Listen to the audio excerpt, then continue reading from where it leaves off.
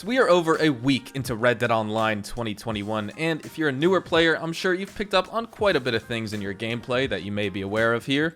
Maybe what missions to focus on, maybe what roles to buy, what new horses or weapons to purchase next, maybe even some things that just hurt your performance and things that you're picking up on that you don't like about the way you play Red Dead. For example, maybe certain ability cards just not feeling right, or that the idea that you aren't focused on the right objective so you can effectively make money and gold. Now that's what I want to discuss with you all here. Huge but common mistakes you may be making and exactly how you can correct them. So as we go along, let me know in the comments if there are any areas of focus in Red Dead Online for you as a player that you would like to get tips on or improve in. I would love to hear your thoughts, and if you enjoy this video at any point, or if you just find it helpful, let me know by dropping a like on this video. And if you want to stay up to date and in the loop with everything Red Dead Redemption 2 and Red Dead Online, consider hitting that subscribe button with your bell notifications turned on.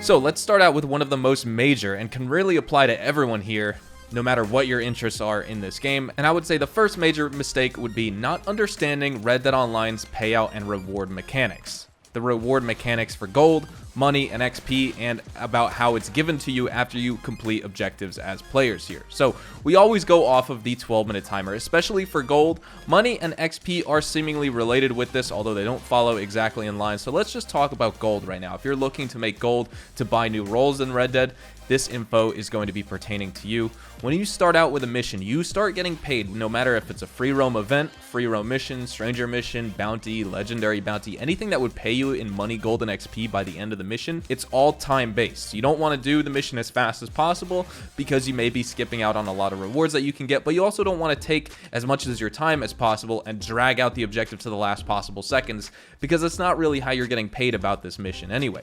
You want to worry every 3 minutes you're getting basically 8 gold nuggets up until 12 minutes. So in the first 3 minutes of the mission, you're going to make 8 gold nuggets. At 6 minutes in, you get paid another 8 nuggets for 16 nuggets total. At 9 minutes, you get paid another 8 nuggets for 24 gold nuggets total. And then at 12 minutes into any mission that pays you in gold, you will make 32 nuggets plus another 8 from the 24. So at 12 minutes, 32 nuggets. But after that point, the time increases to 15 minutes for only a 4 gold nugget increase. So you're going from 32 to 36 nuggets. 20 minutes, the time increases, and also the payout remains the same at 4 gold nuggets. So at 20 minutes, you're making 40 gold nuggets, 25 minutes, 44 gold nuggets, and then the payout cap for all activities game-wide are at 30 minutes for 48 gold nuggets. Now again, money and XP are related to these payout times. They don't fall in line exactly, and it isn't a set amount like this gold is for 3, 6, 9, 12, etc. minutes. But 12 minutes is the sweet spot here for earning gold in Red Dead Online. So anyone who says, you know, wait till the last 30 seconds of the mission timer, or wait till the last 2 minutes, or wait till the last 10 seconds, that is completely unrelated to the 12 minutes. You start getting paid every 3 minutes as soon as the mission starts and you hear that bell ring in Red Dead Online. The second mistake players are making are not upgrading their ability cards. I didn't know this was such a big thing, but a lot of players talk about in my ability card episodes, in my best ability card loadout series, how they don't even bother upgrading cards because it doesn't make that much of a difference. And that's probably one of the biggest mistakes you could be making as a newer player here, is even though it's expensive and you need to get a lot of XP using certain cards, it's almost worth just not using any ability cards in general if you're just going to buy the ability card for $50 and do nothing with it. Ranking that ability card up to tier 2 and tier 3 here are very important, and that's where you get the real effects of those cards. So to rank an ability card up from tier 1 to tier 2, it's going to cost $350 and require 10,000 XP earned using that ability card, and then getting from tier 2 to tier 3 will also require an additional $500 and 15,000 XP using that card at tier 2, but it is very worth it. And it's recommended that you only upgrade the cards first that you really like using. Of course, you don't need to upgrade them all right away. Eventually, that's an investment you should make, but for right now, maybe find 1 or 2 loadouts that you really like, maybe a health build and then a damage build, and upgrade those 8 ability cards. A good recommendation I have for you guys, which the one that, you know, maybe is like a jack of all trades, master of none, but but it's just a universal apply to everything type of build where you don't need to constantly go into your ability cards menu and change out the cards, is Painted Black for your Deadeye card, Cold-Blooded for re-healing when you get kills, Strange Medicine for re-healing when you do damage, which also goes in hand with Cold-Blooded and stacks, and then of course Eye for an Eye to get Deadeye back so you can use Painted Black more whenever you get headshots. The third mistake I see players making is exploring weapon options in the wrong order. So for example, chasing high level items when the low level options are fantastic, you know, probably just as good or even better sometimes. For example, let's talk about the repeaters very briefly. The Evans repeater, which was a DLC weapon added in the February 26, 2019 Red Dead Online DLC update, you can unlock it right away as long as you have the cash. The Lancaster repeater is unlocked at level 12 as well. You don't necessarily need to chase that Litchfield repeater just because the damage is the highest, for example. Or say you want the high-powered Carcano sniper rifle or the rolling block rifle, you can just settle with the bolt action with you if you want. That also gives you the freedom of not only being locked in with the scope, while of course the rolling block and the Carcano will do more damage, the bolt action will also be very good in combat, both in PvE and also in PvP as well. So just take a look at that. You don't necessarily need to always chase the max level items like the Mauser pistol because those are expensive as well.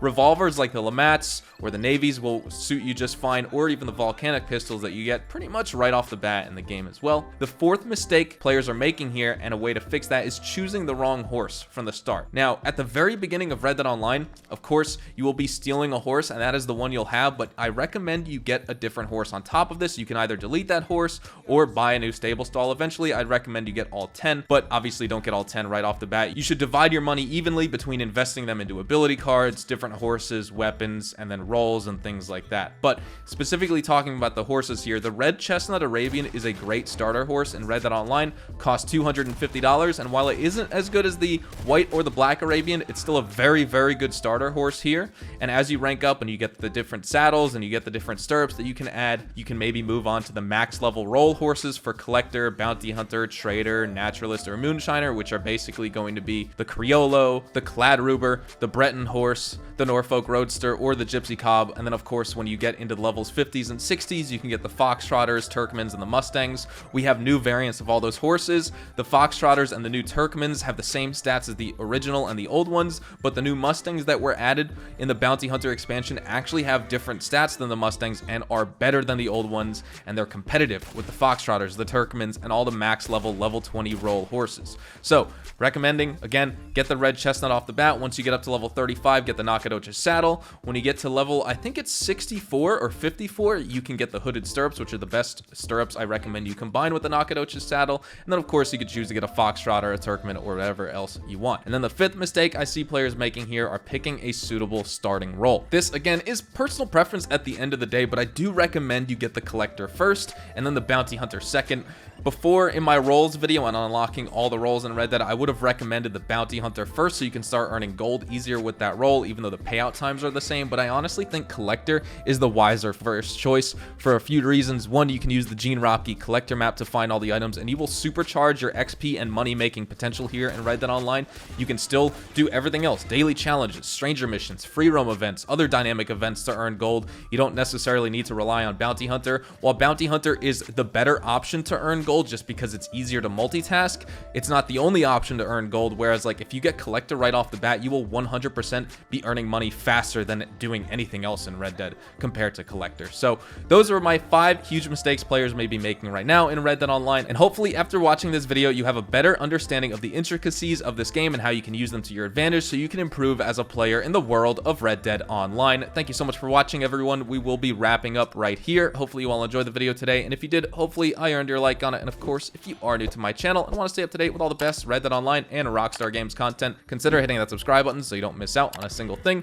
We consistently talk about news, updates, information, tips, tricks, and even leaks, and we'll keep you guys updated here on the channel daily. So make sure you hit that subscribe button. If you guys also want to follow me over on Twitch, Twitter, and Instagram, those are the best places to get connected with me outside of YouTube. You're more than welcome to ask me any questions on there. You can follow me at Hazardous HDTV, and all of my social media links can be found in the description down below. That being said, thank you all so much for watching. Hope you all have a fantastic day, and I will see you guys in the next Red Dead Online video.